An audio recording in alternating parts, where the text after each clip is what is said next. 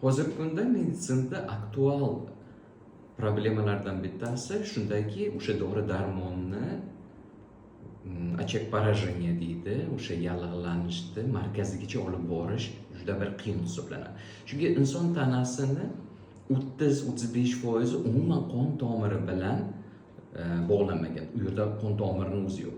Siz hozir конечно so'rashsiz mumkin, qaysi joylarda bu qon tomiri yo'q deb. Bu o'z xrustaligi, terini epidermisi 5 qavatida, suyaklarda, svязка, suxojiliylarda qon tomiri bo'lmaydi.